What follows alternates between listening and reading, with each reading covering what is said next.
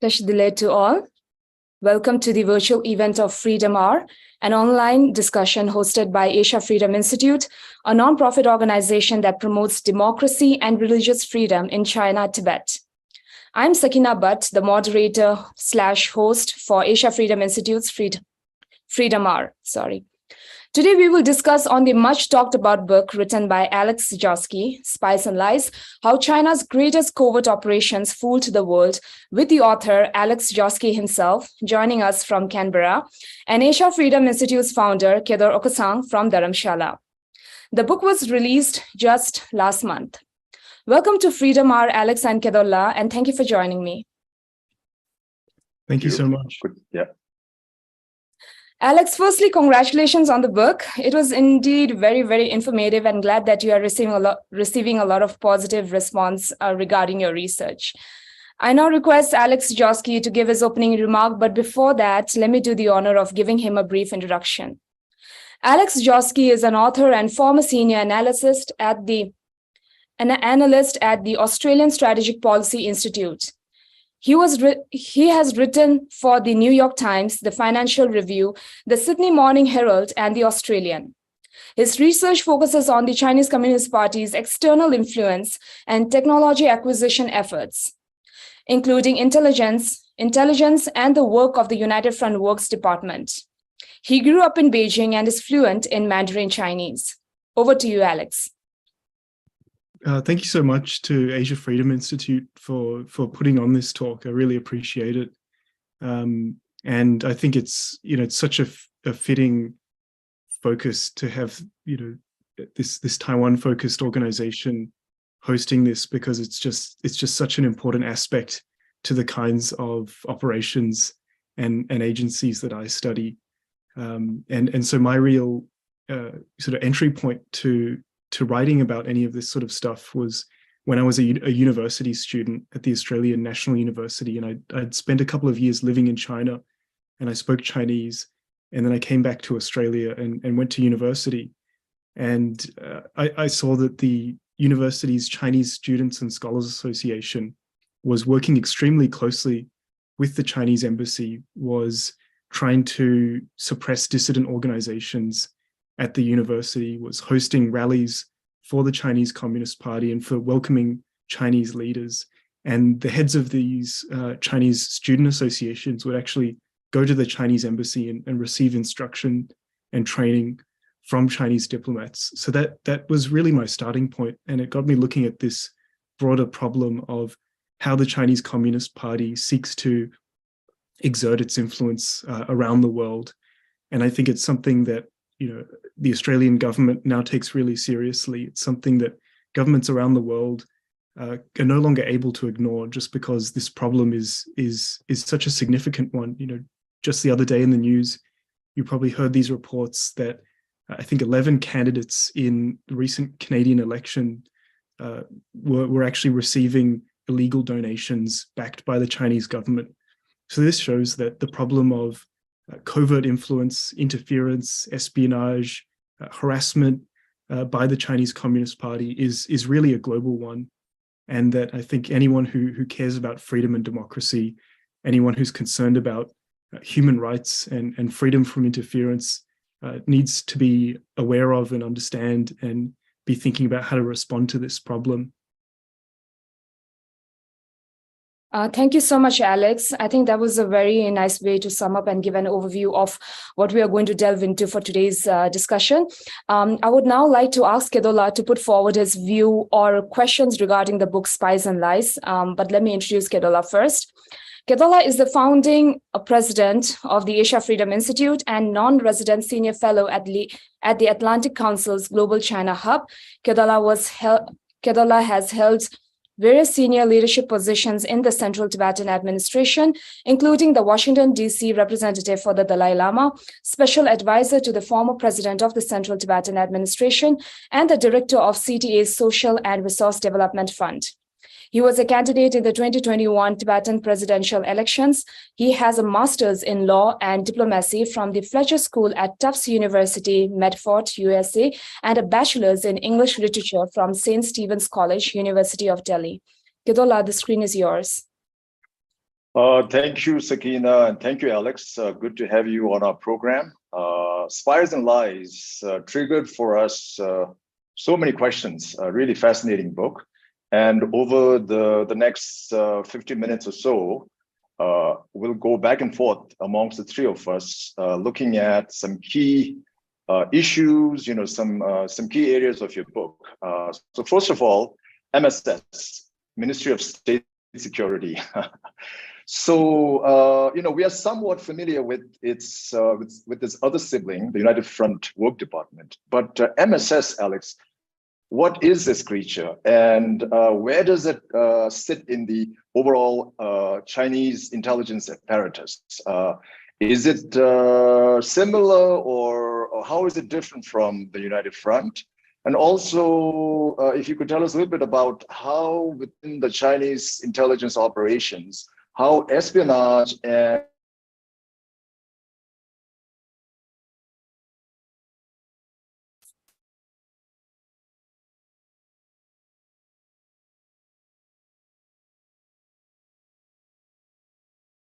So Kedola's question is basically influence operations and espionage are inextricable in the Chinese Communist Party's intelligence. So how is this linkage manifested?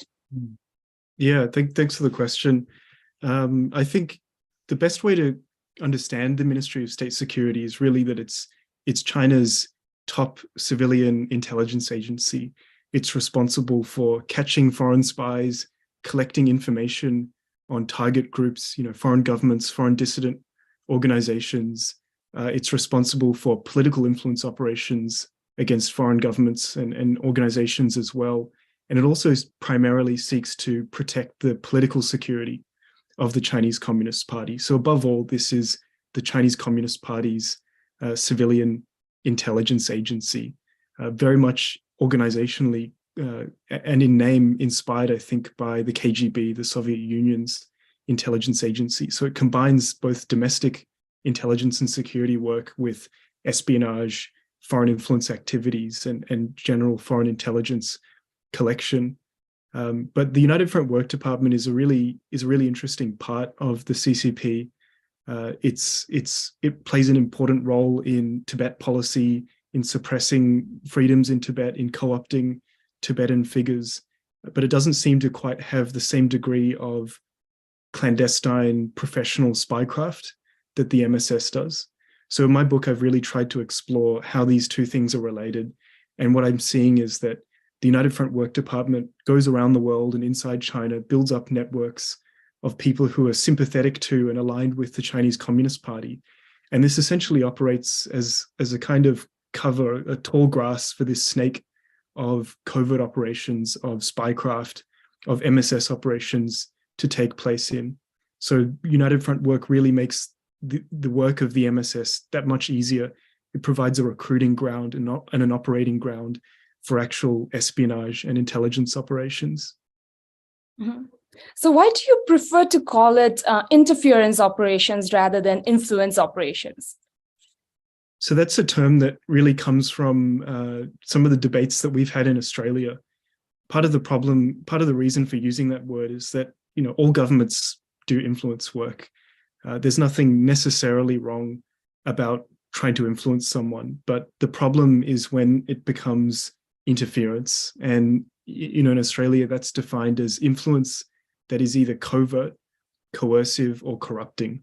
So if you're trying to influence someone and you're actually being tasked by the Chinese government to influence them, but you're not telling them that, you're just saying, me as a private businessman want to influence you. That's where it becomes covert. You're not actually being honest and transparent about who you're working for. And then coercion is easier to understand and probably more familiar. Corruption, where you're paying someone for the purpose of influence. This is where it goes from being something that is acceptable and all governments are involved in to something that is illegal in Australia. Thank you for that, Alex. And given that China's Ministry of State Security is a covert and clandestine operation, so how are you able to get your information from the internet? Because China is notorious when it comes to its use of misinformation, to mislead the global audience. So how were you able to fact check with the sources, be it the books or the internal MSS report that you were able to access? Did credibility issues concern you? Yeah, it's a very difficult thing to research. And I think that's why there's been so little discussion of the MSS previously.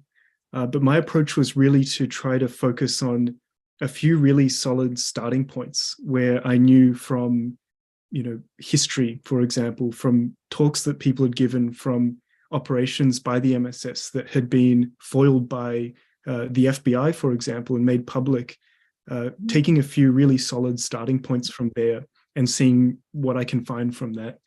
And so one of my starting points was a speech by George Soros, where he talked about how his foundation in China in the 1980s was taken over by the MSS. And then I went and looked at that history. I found the organization and the MSS officers who'd been involved in that. And they connected me to, learning about that they were also connected to operations much more recently, setting up fake companies and fake associations that are still in use to this very day. So it's really about getting below the cover, below the clandestine activities of the MSS, and being able to have a few solid starting points to start, exploring these activities. Okay, can we have the slide, the first slide?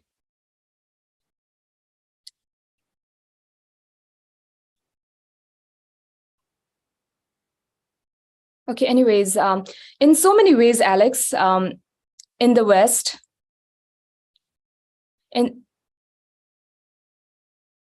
so many in the West bought into the above theory, and fell for the influence campaign. While they thought that they were expanding the influence within China, they were in fact taking part in an MSS influence operation. Your book covers Soros, Bob Hawke, the Rand Corporation, and John Thornton, Jeffrey Sachs, and others. And these are prominent individuals and organizations. So how did all this happen? How could they have gotten and continue to get the nature of the Chinese regime so wrong? I think there were a lot of things that came together. On the one hand, you had so many people in the United States and other countries who really wanted to believe that China was becoming a democratic country, that even though it was carrying out human rights abuses, even though it was run by the Chinese Communist Party, it would move towards a point where it was democratic and economically more open and more like a Western country, essentially, maybe more like Japan or Singapore as an example that people often give. So there were already a lot of people who wanted to see China move in this direction and were looking for evidence of that. And certainly, since the 80s, China was opening up its economy. So there was some foundation for believing that. But then I think the MSS realized that this was really an opportunity for it. I don't think for a moment the Chinese Communist Party ever had the intention of overseeing democratization of China. In fact, they've been very clear that the exact opposite is their intention: suppressing democracy inside China, maintaining the rule of the Chinese Communist Party at all costs, even at the cost of economic development, as we're seeing now. And the MSS took this guidance and realized and understood that foreigners were sympathetic to these ideas of Chinese democracy, and I think sought to amplify those ideas, to reinforce them, to back them up through covert operations. And that's why I was seeing undercover MSS officers going into the US embassy as sources and contacts, and telling US diplomats that it was inevitable that China would become a democracy, that China would reckon with the legacy of the Tiananmen massacre, that it would have to revisit the purges of reformists and democratic figures that had been made in the past. But these very MSS officers were also running clandestine operations. They were carrying out espionage. They were seeking to blackmail foreign scholars. But I think this had a real effect, especially through this articulation of the theory of China's peaceful rise, which really captured, I think, those hopes and dreams that people had for China and gave a brand and a framework to it. It was really something that was very successful. And even to this day, you still see people talking about China's peaceful rise as if it was ever an actual policy of the Chinese Communist Party, when I've shown that it originated in this part of the Ministry of State Security that specializes in influence operations. So in the book, you have described that the MSS symbiosis with the United Front networks, the business empires, the public diplomacy, and the universities is as strong as ever. So what do you think that the foreign government should do in order to monitor CCP's overseas influence operations and make them non-operational, or even like weaken their operation? Are such front organizations and their activities legal as per the laws of the host countries? There's so much more that can be done to push back against the activities of the MSS, and I think push back against interference by the Chinese Communist Party much more broadly. This is something that is affecting Chinese media around the world. It's affecting the rights of Chinese and other groups around the world.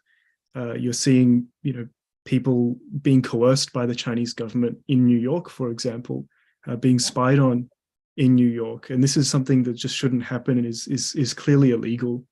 But I think for a long time, governments didn't prioritize these activities. They didn't recognize the challenge that a rising Chinese Communist Party posed. So there's so much more to be done. And I think a lot of that is really just prioritizing it within government, putting resourcing onto it, recognizing that that more needs to be done to push back, but also to just study how China carries out these operations so that we can find ways to undermine them, so that we can turn these back against the Chinese Communist Party, and also to not just care about the situation inside your own country. Australia, for example, I think has a better grasp of the problem than it used to. But what about all the countries that neighbor us? What about all the countries that matter to us in terms of our strategic interests and our economy? I think a lot of Southeast Asian countries, a lot of Central Asian countries, a lot of African countries really aren't protected against this sort of interference. But if there's anything that Australia's experience should teach people, it's that transparency is such an important part of countering interference, actually making these operations public, showing to everybody what the Chinese Communist Party is doing, unmasking MSS officers and their activities. Because interference is a problem that involves the whole public. When the Chinese Communist Party is trying to change how people generally understand China and how policy making about China is done, that involves the public. And so I think the response also needs to involve educating the public and giving them some understanding of what's actually happening. If I can just jump in, my apologies, technology is great, but sometimes you really are at its mercy as well. So there was some major connection problems here. But Alex, I wanted to draw your attention to a slide that just came up earlier about peaceful rise, the theory of peaceful development. So as your book effectively chronicles, there were so many organizations and individuals, including some very well-known people, who were thinking that they were actually extending their influence, but they were actually participating in MSS influence operations. So how does this happen? Like, how do such smart, intelligent people and organizations like the ones you've mentioned in your book, how did they fail to see the true nature of the Chinese regime, and how do they continue to be, influenced by MSS and the Chinese government? Yeah, it's a really challenging phenomenon. I think it involves a lot of human psychology as well. And I think a large part of it is just that China is such a closed information environment. The Chinese Communist Party has such good control over what people know and what they can access about China. And if you're a scholar or a policymaker and you're interested in China, and then you have this person come up to you and offer you privileged access to information about the Chinese Communist Party, that seems to have been a really effective method and trick deployed by the MSS, where you would have these undercover MSS officers or their assets in China set up meetings between foreigners and people inside the Chinese Communist Party's leadership.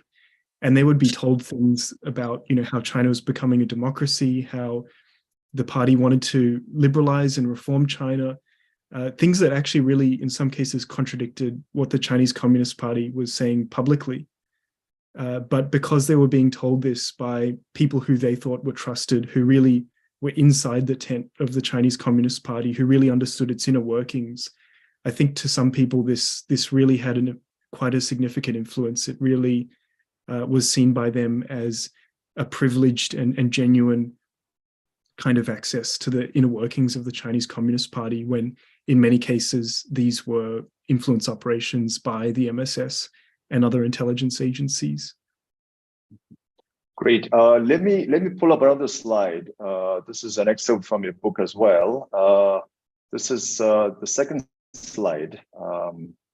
And this is really about, Alex, the MSS operations have always been hotly focused on suppressing what it calls the 5 poisons: Uyghur activists, Tibetans, Taiwanese, democracy, and Falun Gong practitioners. So, I mean, these 5 poisons, Alex, these are the communities whose voices and work the Asia Freedom Institute amplifies, promotes. So I was wondering if you could share with us a little bit about how MSS goes about doing this. And also recently, the Spanish-based NGO Safeguard Defenders, they came out with a report where, quote unquote, they've stated that in more than 30 countries in Europe, North America, Asia, and Africa, they have actually discovered undeclared police offices, in these countries. So I was just wondering, if you could share your thoughts on the growing kind of transnational repression, that's being kind of conducted by the Chinese government. And I'm just wondering to what extent the MSS is or is not involved.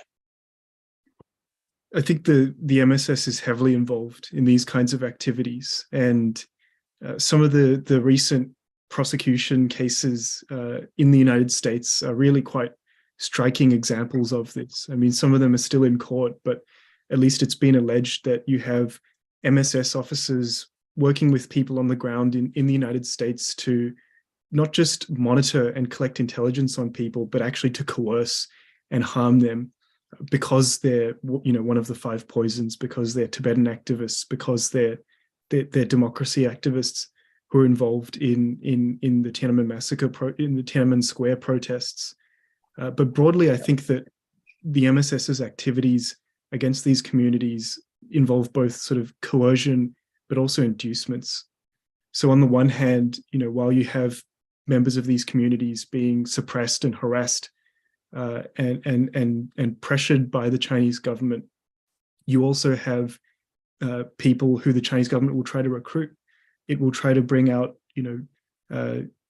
people try to win over democracy activists to its side. And this is also something that has come up in some of these cases where you have people who are presenting themselves as reformists, people who are dissidents and democracy activists, but are actually working, it's been alleged, for the Ministry of State Security. And that's certainly something that aligns with what I saw in my book. And it's a really toxic phenomenon, I think, that breaks down trust within dissident communities when there's this suspicion that some people in the community might actually be working for China. But, as I said earlier, this is really something that I think governments didn't take seriously for a long time. They thought it was just a sort of a community affair, when this clearly affects, the rights and liberties of their very citizens, even though they're outside China. Alex, you referred to an analogy, 1,000 grains of sand, regarding the recruitment of MSS agents. Can you explain that to us? Yeah, so for a long time, people use this analogy to talk about Chinese intelligence operations, and the reason why it's called this thousands of grains of sand theory is that the idea is that if China were to try to take 1,000 grains of sand from a beach, it would just send 1,000 tourists there to kind of each pick up a single grain of sand and then bring it back to China. But I think there are really good criticisms of this 1,000 grains of sand analogy, and I've moved away from it in the book. And the reason why I've done that is because I think it doesn't focus on the MSS, the actual actors. It almost makes it sound like this is a problem with Chinese people generally. And it de-emphasizes the actual structure and professionalism and sophistication of some of these intelligence operations. Because while you do have, amateurs being sent out by Chinese intelligence agencies to gather information, there are hundreds of thousands of professional intelligence officers working for the Chinese Communist Party who are running much more sophisticated, targeted, patient operations with structure, with command, recruiting assets, that sort of thing. And I think governments really need to focus on understanding that structure and also communicating to the public that that's the problem. It's not Chinese people generally. It's the actual actions and work of the Chinese Communist Party. Mm-hmm.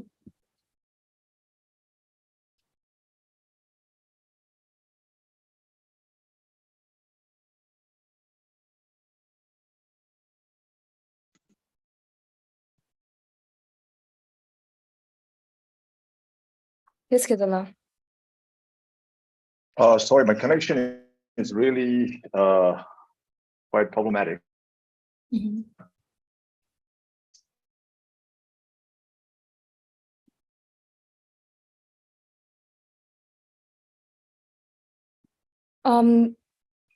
So Alex, in your book, you also mentioned about CCP's influence in Australia on university campuses and the Chinese student organization's close coordination with the Chinese embassy.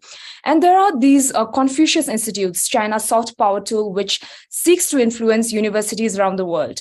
So why do you think that CCP's espionage operation mainly aims at the younger generation as agents for influence? Why students?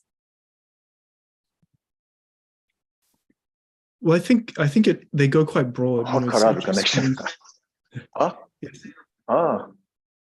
It's Yeah, not just students who are targeted. You have give us great connection here, direct.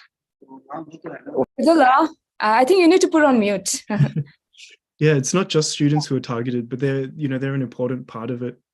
There's currently, I think recently, a conviction in the United States where a Chinese student studying there had actually been recruited by the MSS and was trying to become a member of the US military at the behest of the MSS.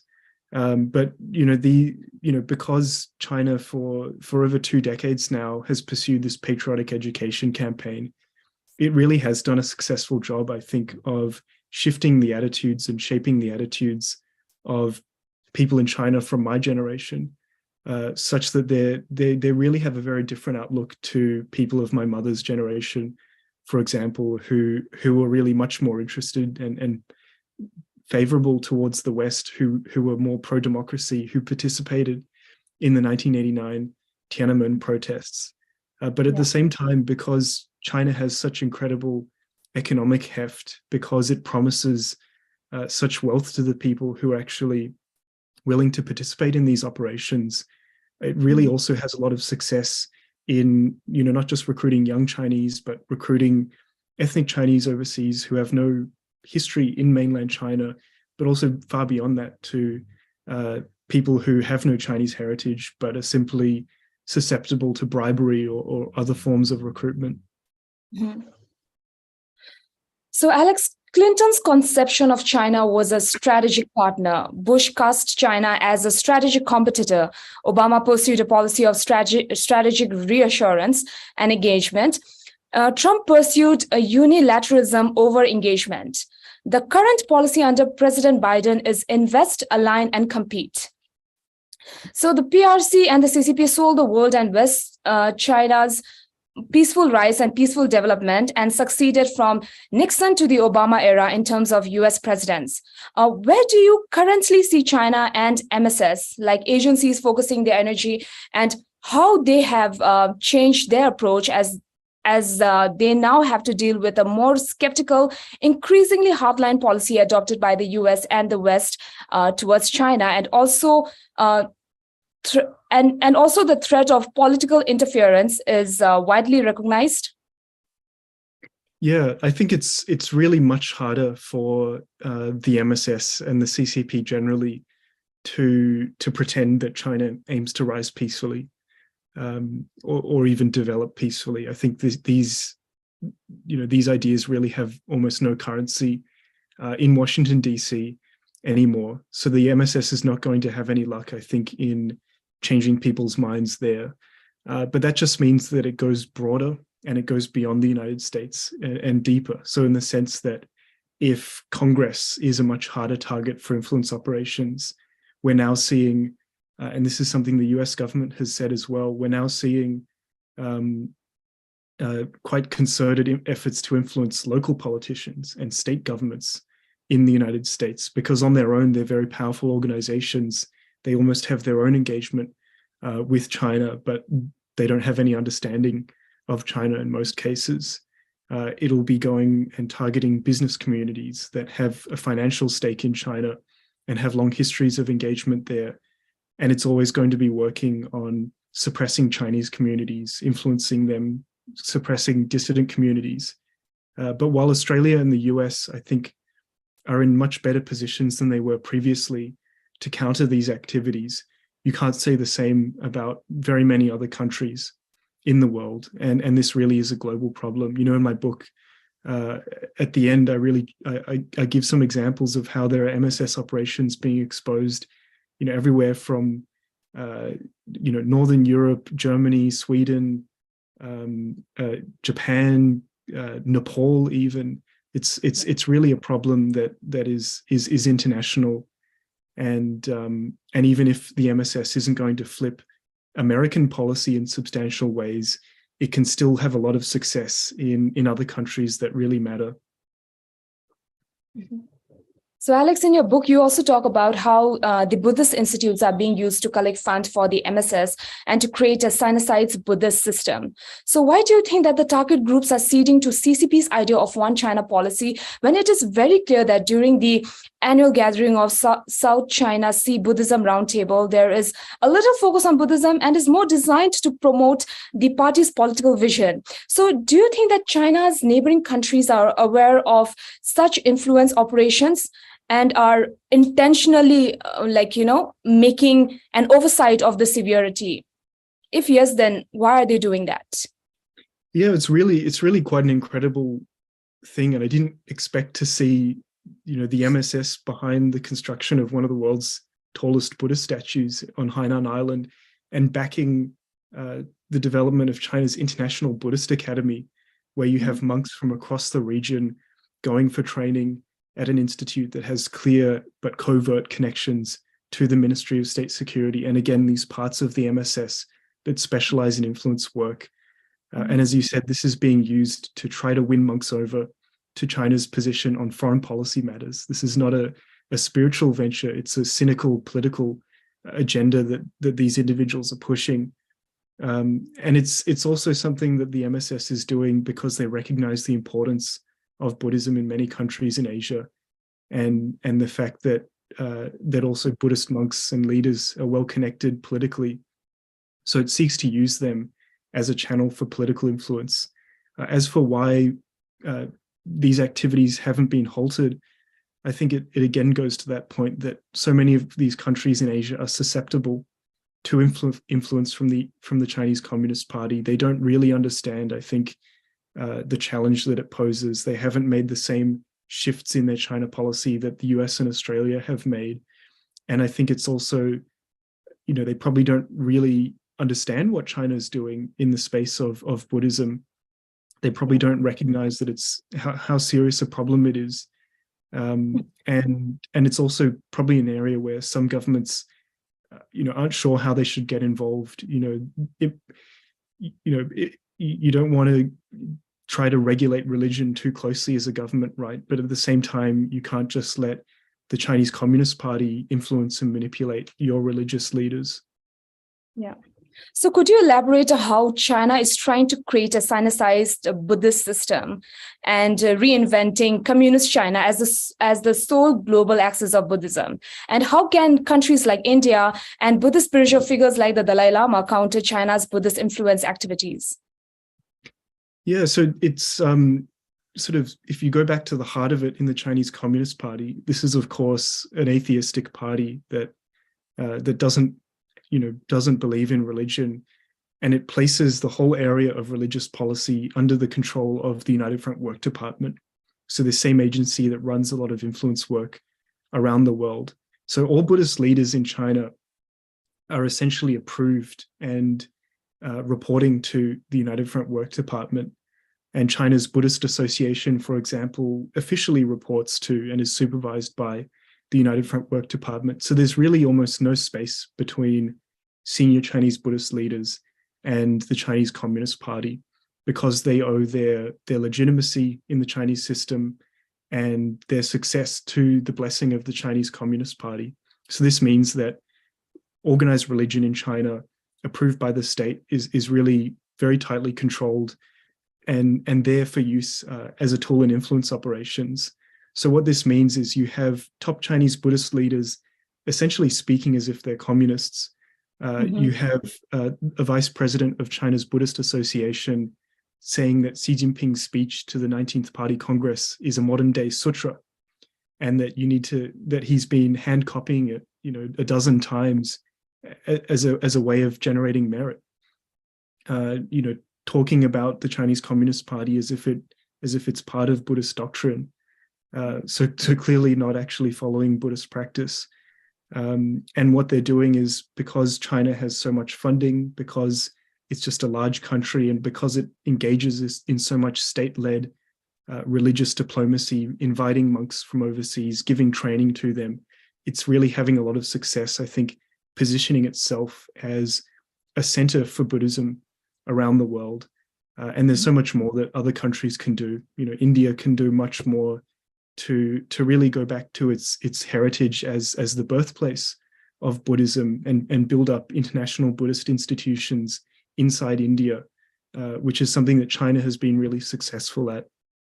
And at the same time, I think scholars like myself and others can really do more to actually highlight this politicization of religion in China and study exactly how religion is used as a tool of influence internationally, because it's something that I think still hasn't attracted much research or attention, and something that I don't even understand well, that it needs more work.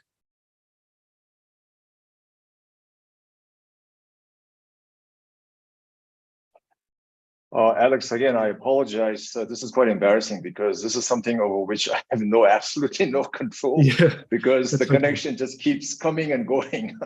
So this hasn't happened in the past. So I really apologize for this and for also disrupting, and my apologies to all the viewers as well.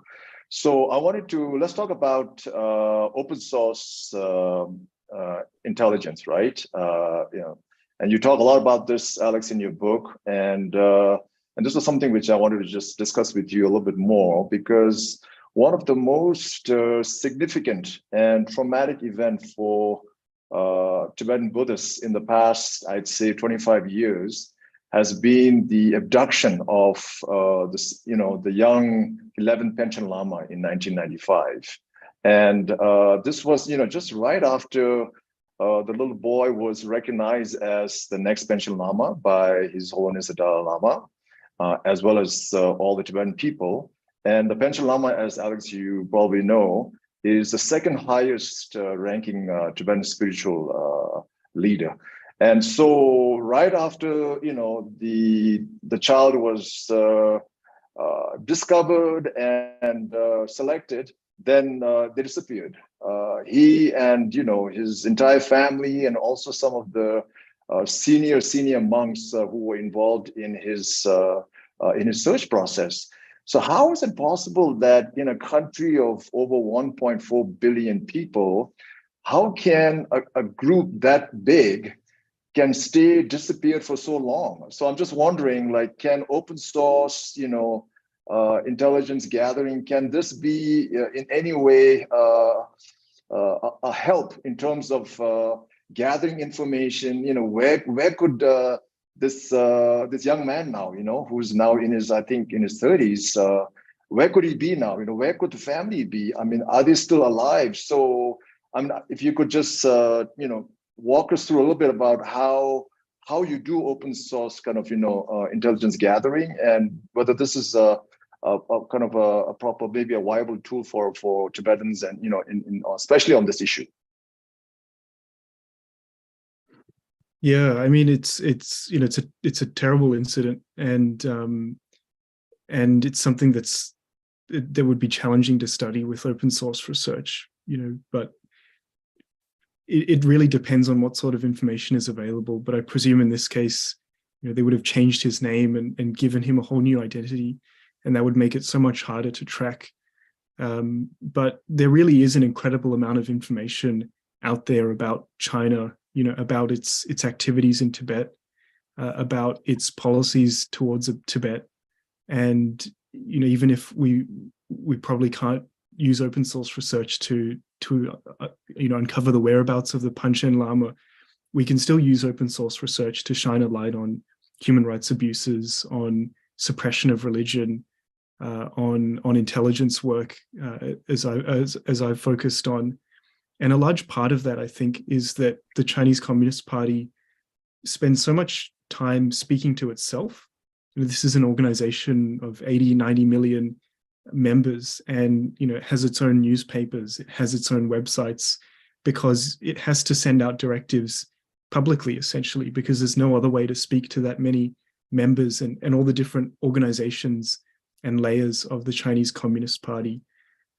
That multi-layered nature of it is also another advantage for open source research, because, for example, you might have a conference held in Beijing by the central government, and you won't find any detail about that conference. But then provincial governments around China will have to do study sessions to understand what happened at that conference and make sure that any decisions made are reflected in their own work. And they might write reports publicly about how they're studying it and what they're taking from it and what lessons they're learning. So all these things that really make it a system that I think is inherently accessible to open source study. But there are also things that you simply can't hide from open source, construction projects, for example, all of the concentration camps that are being built in China, these are just visible from satellites. And also in the case of intelligence agencies, all intelligence agencies use cover, and they rely on it to different extents. But as soon as you recognize that, for example, every journalist at the Guangming Daily is actually, if they're posted overseas, they're actually an MSS officer. You can go back and you can build biographies of these MSS officers.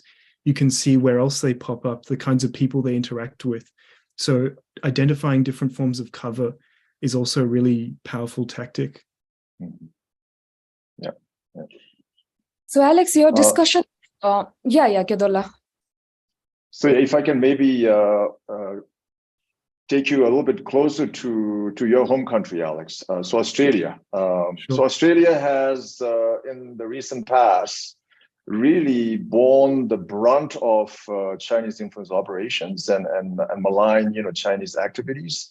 So you have mentioned in your book that based on those experiences, Australia could really be a model, right, in terms of how we could counter Chinese influence operations. Could you expand on that? Could you share a bit more in terms of just what Australia went through and how it has tried to, overcome some of those challenges, and what other countries could really learn from the Australian experience? Yeah, Australia historically has had very close ties to China. At its peak, Australia was China was by far Australia's largest trading partner, and it still is. And I think we were exporting 40% of our exports were going to China. At its peak, it's decreased slightly since then. About, out of the 24 or so million Australians, over 1 million have Chinese heritage, including myself.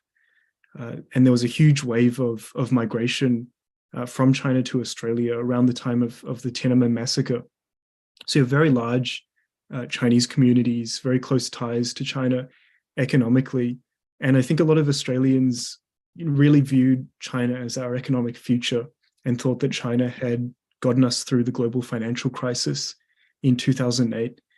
But what I think the Australian government, Australian scholars, Australian journalists started to realize, starting around 2016 and really erupting in 2018, was that so much of this was entangled with covert activity, with United Front work, with intelligence operations, and especially with interference in our political system. Illegal donations being made by Chinese Communist Party-backed individuals, Chinese government-backed organized crime organizations, groups operating inside Australia, and these Chinese businessmen trying to make donations to politicians and getting them to change their policies on China, trying to get pro-CCP individuals as advisors to politicians, as candidates in elections, and also making sure that these CCP-backed individuals are kind of conduits for engagement between Australia and China. And this is something that had been happening for decades, but I think only really became recognized around 2017, 2018. And then in response to that, the Australian government has released a range of laws to counter covert influence and counter interference. So now that, previously, if you were a businessman and you had been tasked by the Chinese Communist Party to try to influence an Australian politician, that was not illegal. But now it is illegal to do that covertly. If you're carrying out that sort of work, you have to be transparent about it. If you're not transparent about who you're actually working for, where the money is coming from, that sort of thing, then that's actually a crime now in Australia. And I think other countries could learn from the laws that Australia has implemented. But there are also areas where Australia has struggled. I think that there haven't been many prosecutions. In fact, there have been no completed prosecutions under our foreign interference laws yet. Part of that is because they're new, but it's also something that Australia just doesn't have much experience with. There's not as much political will as there is in the United States. And I think, Chinese communities, Tibetan communities, Uyghur communities, these are still heavily affected by these activities. And I think the Australian government is still trying to work out exactly how to work with them, exactly how to empower them and protect their rights. Thank you, yeah. So Alex, your discussion of Katrina Leung's case was also very interesting. She was a double agent or even a triple agent because she's worked both for the MSS and the FBI. And despite the mounting evidences against her, she was still released of all the charges. And this happened in the most powerful country in the world, the United States. Whereas in Australia, a senator, he lost his political career because he was involved in some Chinese-related donations in 2018. So, Alex, can you, here we can see that Australia, we've already spoken about, that Australia is already stepping forward in addressing foreign interference. So what can the other countries learn from Australia? Not just to challenge cases like that of Katrina Leung, but also to deflect MSS interference operations. Yeah, I think the big lesson in Australia is just the importance of making these activities public, of shining sunlight on them, because really I think almost all of the deterrent effect that has been that Australia has had on CCP influence, all the deterrent effect that Australia has had on United Front organizations and these agents of influence has pretty much predominantly come from public scrutiny, not from the government saying things publicly, in fact, but from civil society, from journalists, from scholars documenting these activities, piecing them together.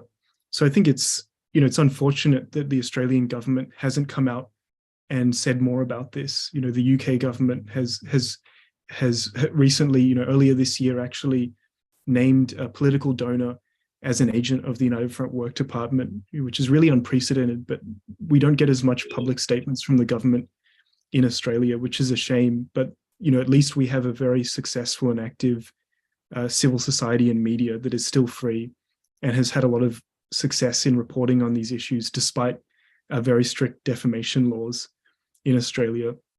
So I think that, while people in governments, in other countries might hope that their governments do more, one of the lessons from Australia is just that you don't have to be the government to push back against this. You don't have to be the government to shine a light on this. Individual citizens and scholars and just people who care about this, through some careful research and investigations, can uncover MSS operations, can show how United Front figures are involved in politics, and put that into the context of what the Chinese Communist Party's ambitions are, what it's trying to achieve, the covert ways it goes about achieving this, and how its interests aren't democratic, how it isn't aligned with the interests of other countries. People outside government can really lead on that, as they've done in Australia. Yeah, I was in the US in the early 90s. This was 92, 93. And back then, I remember, Alex, the debate, the annual debate that used to take place in the halls of the US Congress was whether to renew the most favored nation trading status for China, right? This was a law which had to be renewed every year, through which China could export items to the US on favorable terms. And it was always linked to China's human rights and freedom issues. So there was always this clash between pro-trade, pro-engagement people with those who were advocating for more human rights, for more openness in China.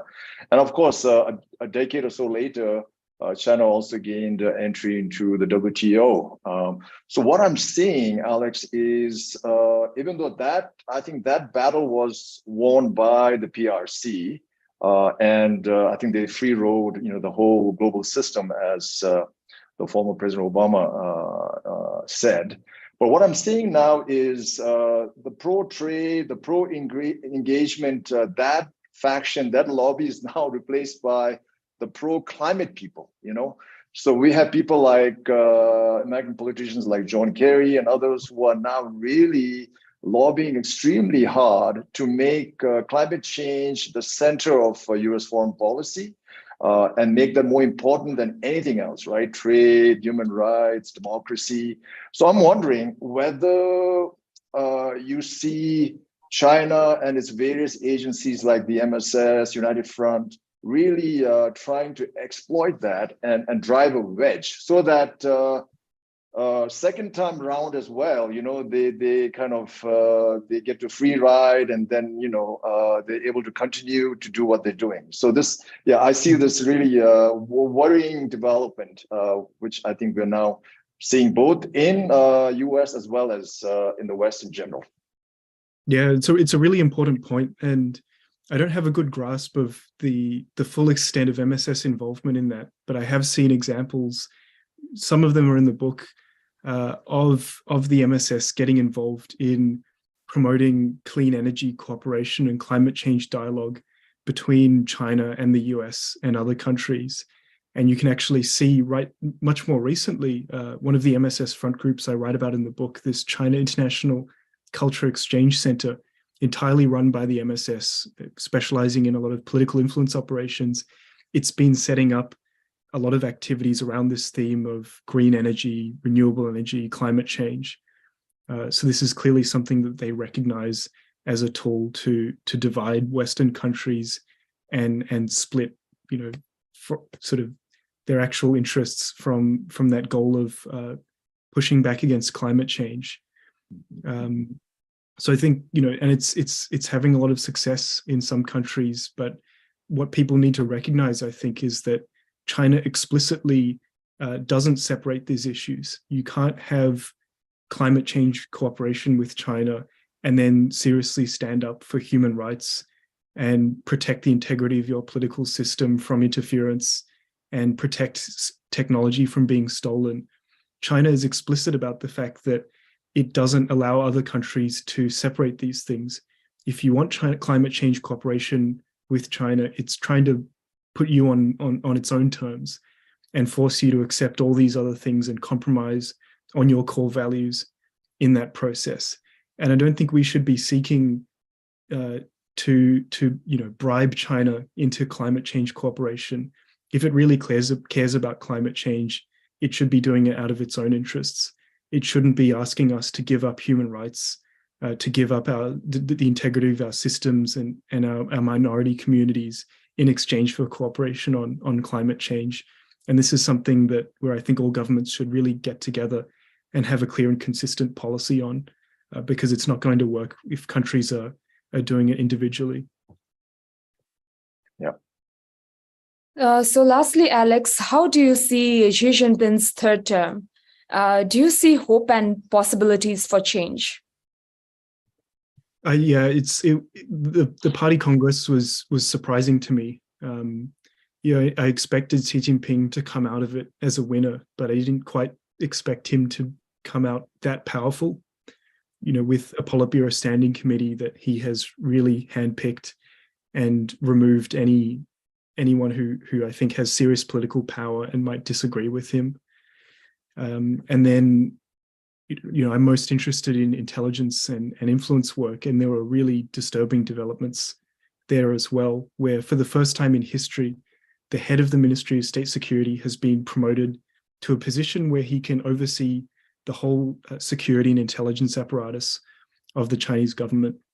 And the new head of the Ministry of State Security, replacing him, is a really trusted colleague of Xi Jinping. And I think what this means is the MSS now has probably more political backing and more political alignment with the Communist Party leader than it's ever had in history.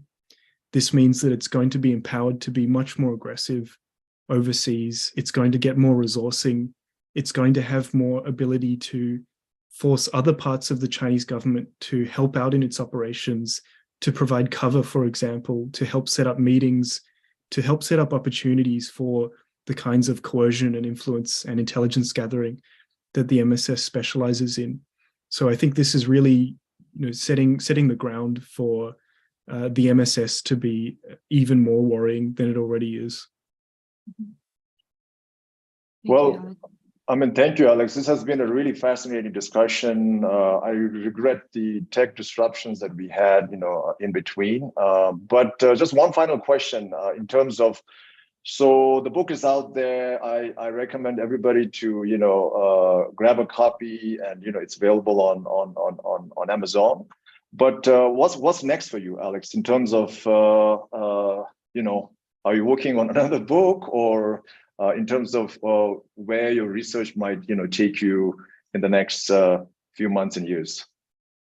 Yeah, I'm still very, still fascinated by the MSS, and there was a lot of stuff that the publisher cut out of the book that I'm hoping to publish, later on as papers about the MSS. I'm really interested in how the MSS works with businesses and business figures, and that's something that I haven't really fully explored in the book. So I want to write more about that. But right now I'm primarily working in private consulting, risk management sort of work, rather than in a think tank. But hopefully I'll come out more publicly in a few years with another book, maybe. But we'll be waiting. Yeah. Looking forward to the next edition of Spies and Lies, Alex. Okay, so thank you, Alex. It was definitely a very interesting discussion today, and I personally have learned a lot about China's espionage operation from your book, and I hope our viewers today have also learned the same through this conversation. Thank you, Alex, and I really apologize for the technical glitches that we experienced today for today's discussion. And thank you, Kedola. Thank you, Alex, for giving us your time. And I would also like to thank Tenzin Donzala for handling the technical part for this discussion, and to our lovely live audience for being a part of today's panel. It was so nice having you all here. And before I end, the video of this session will be uploaded on AFI website at www.asiafreedominstitute.org. And please follow AFI's Twitter, Facebook, and LinkedIn pages for more information and AFI programs and activities. Thank you, everyone. Thank you. Thank you so much. Thank you. Thanks for